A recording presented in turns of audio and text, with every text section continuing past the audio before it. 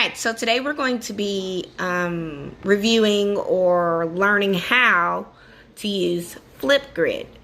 Flipgrid is an interactive video presentation tool that you can use. It is accessible to anyone any educator with a Google account if your district has an account with them. So I'm going to use my school login. I use Mesquite. I'm going to use my school login, and I'm going to show you what the teacher dashboard. As soon as you log in, this is what your teacher dashboard looks like. You have My Activity, where it will show every video that's been uploaded. You'll have My Grids, which is where you'll actually create the Flipgrid account so your students can log into one account and put the videos on. And Mixtapes, where you can download different videos that you like and you want to save and archive. Grid Pals, where you can look at other people's videos and things such as that. There is a getting started guide if you want to check that out. A grid is for classroom or learning community. New to Flipgrid, check this out. So we're going to go ahead and go in, even though I'm pretty familiar with it. So we're going to skip through some of this reading and we're going to get it in. It says, new to Flipgrid, you've come to the right place, blah, blah, blah. It's a video discussion platform. And you can use it to extend the learning of any of your students. Now, this is a step-by-step guide for students, for teachers. It says, once you've created your free account with Flipgrid.com, you'll first create your first grid. With this grid, you post discussion prompts. So your prompts are going to be the questions that the students answer. It's going to be the first thing that the students see, so they know why they're making the video. These are going to be called topics for each student. They're going to serve as stimulus just to get them started, and so they know why they're doing it. So when we create a grid is like the home base for all of your videos. It's going to be a hub for every video that's submitted. Flipgrid also has an app for your cell phone. So when the students can do it on their phones, they can do it on a portable device, or they can do it on a computer. So in order to access the grid, there are three things you can do. You can either set it by their school email. If you're doing elementary grades, such as pre-K, maybe through third, I wouldn't necessarily use school email. Probably not even in fourth and fifth. In 8th grade, I still don't use school email, but the students know their email, but I still don't use it. My preference is the PLC and public, or because even with this option, it says you can use it for adults or outside your school district, but even with this option, you can limit it to only students who have your code. Only students who have your Flipgrid code. So that gives you the privacy that you need without actually having to have students remember their student ID or their email. But you can also do the student ID list, and you can upload it into your account and just give students a unique ID code. But less work would be the PLC public, and just give them your code. It'll be a universal code for all of them, just one code that they'll use to log in. After that, you add your topics. You can have more than one topic. As you'll see on mine, I think currently 3 topics running. You share your grid and collect videos from your students. The students will get to video record their message. They'll get to put stickers. They'll get to take a picture afterwards, and they'll get to title their messages. And then that's it for Flipgrid. But reading the instructions isn't always the most helpful, so let's actually try it. All right, so on my grids, you can see that I currently have 3. I have one that is currently running. It says modeling equations. I have one that I've saved, 8th grade math extra credit. And then I have one that I saved from 2 years ago that is lemonade stand. So for the purposes of this video, I'm going to create a new one. It says add new grid, and here are my options. First thing I have to do is I have to label it. So this is going to be my test run video. So hence why it's called test run. Again, you have the 3 options of what type of grids you can open. You can open one via school email if the students know their email. You can open one via student ID, where you can create a list of IDs and put them in. Or you can create one that says public and PLCs, where you share your grid with the network or the world. I normally do the public and PLCs because that allows me to give my students this code right here. So students will use this code to join my class, Calico 2295. And it also allows you to use a password. It gives you extra layer of protection. So participants will also need the shared password to join the grid. 2 quick notes. Anyone with the Flipgrid code can join and view videos on your grid. A Microsoft or Google account is required to record. So you'll be able to keep or attach their emails to their presentations. So I'm going to choose that extra layer, and I'm going to go ahead and put my code in. And my code for this purpose is going to be Calico. But remember, you have your characters down here that it needs. So I'll have one uppercase, one lowercase, capital CALICO.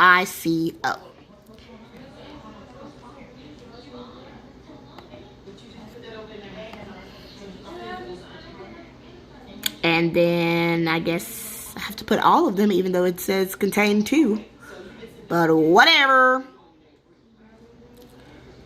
Cool. There we go. Alright, so there's my code.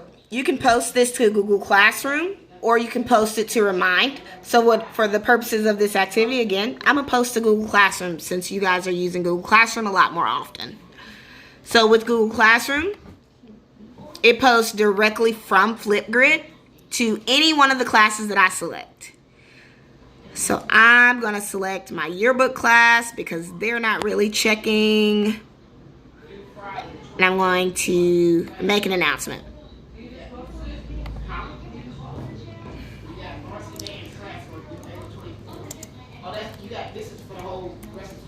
Test Flipgrid.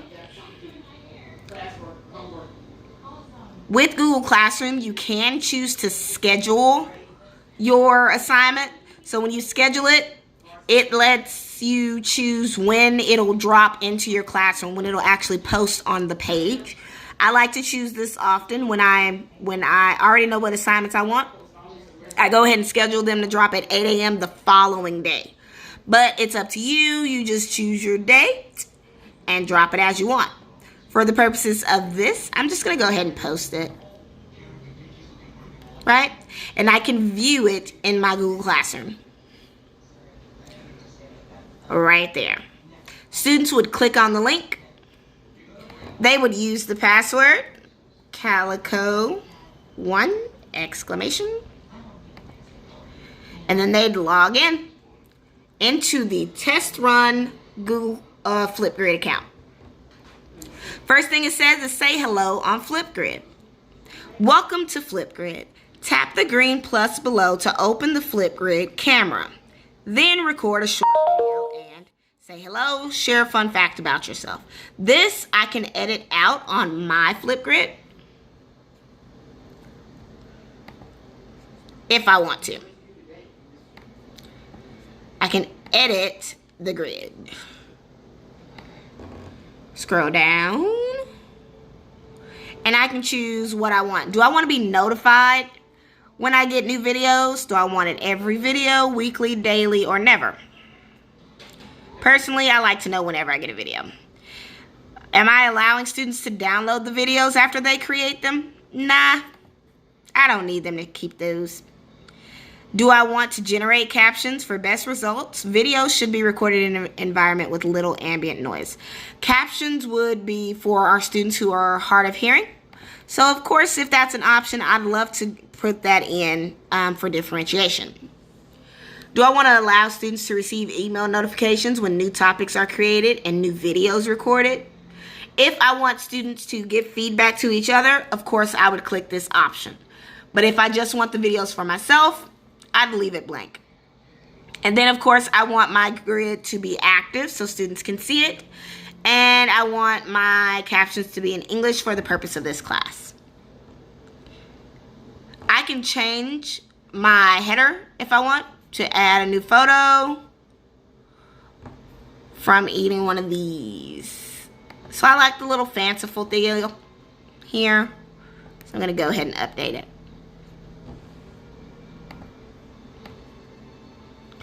Awesome. I can also add a teacher as my co-pilot, which is an option here. I can add a teacher to this class. All I need to know is that other teacher's email, and we can both check it at the same time. In case you have a class where you co-teach, this would be a great tool to add your co-teacher on.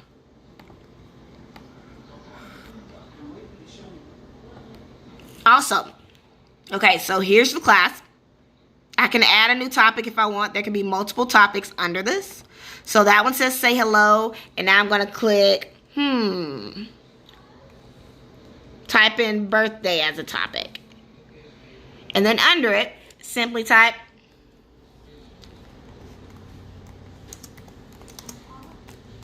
tell me your birthday.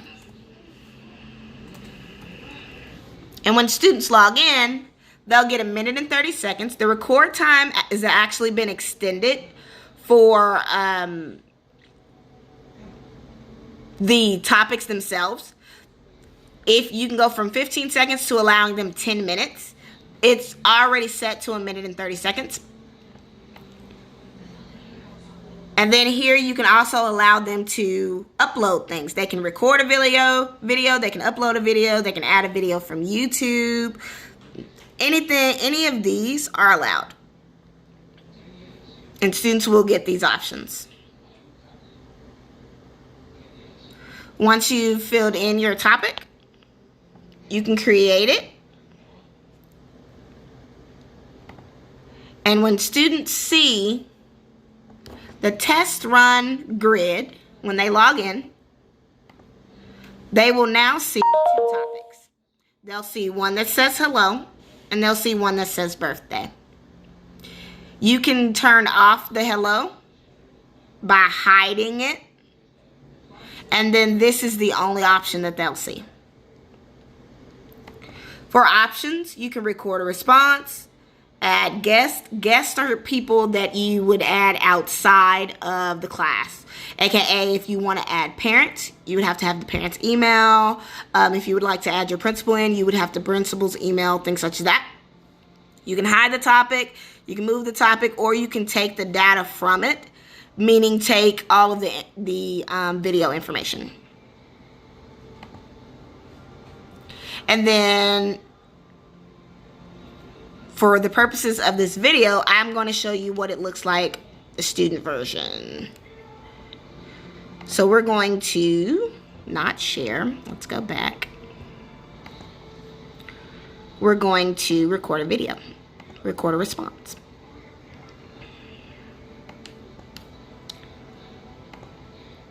Okay.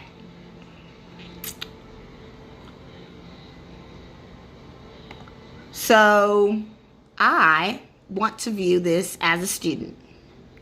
In order to view it as a student, the only thing you have to do is go to your grid and click on the code. It gives you the option to view as a student. You're going to see exactly what the students see when they use your code.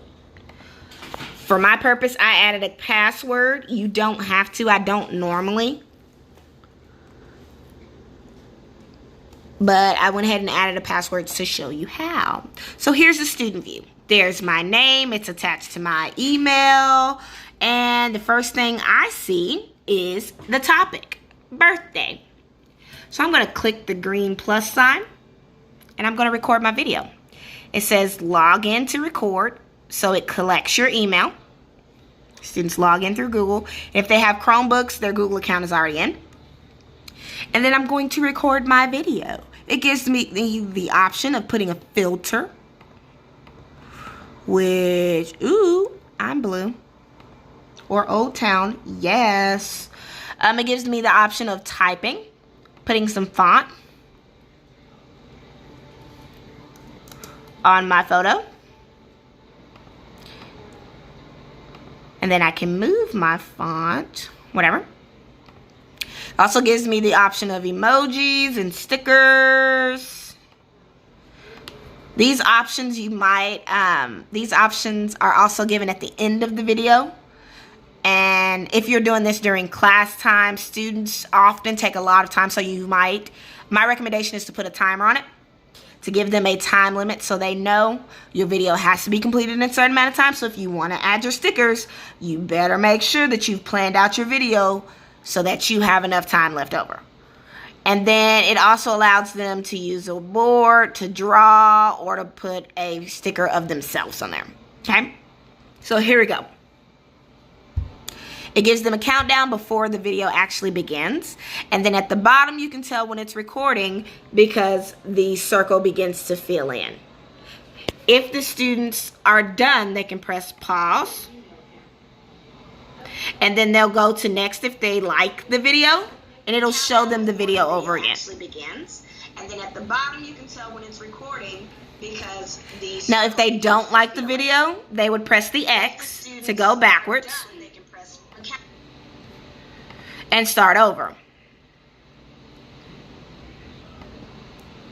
Again, I would get the countdown and I would get to start my video. I would get to make my video, right? If they happen to make a mistake, they can trash it and just redo it. It gives them the same countdown, and even at the top, it tells them how much time they have left in the actual video cycle. So from there, it allows them to see the topic again so they know exactly what they're supposed to do. Okay, so the point of this is for you to tell me your birthday. There's your reminder. And then here it lets me add a sticky note. But I don't really need that. All I needed to know was what was my topic. I'm telling you my birthday. Well, my name is Brianna Calico, and my birthday is May 25th, which this year is Memorial Day. Okay?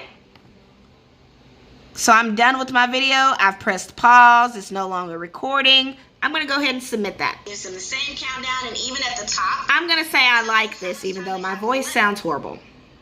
At this end point, it lets you take a picture of yourself, just so it can be your screensaver when someone pulls up your video. So, for the purposes of this, and there's my photo. It saves it. I get to put my name, what name I want to be shown. Make sure that you tell your students you need an appropriate name, preferably their first name and their last initial, which is what automatically uploads. They need to title it.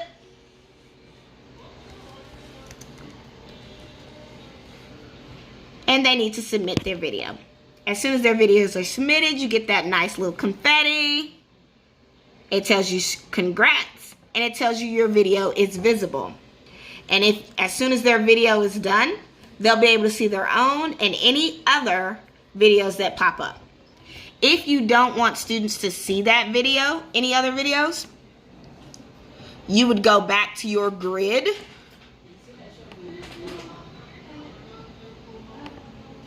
Refresh.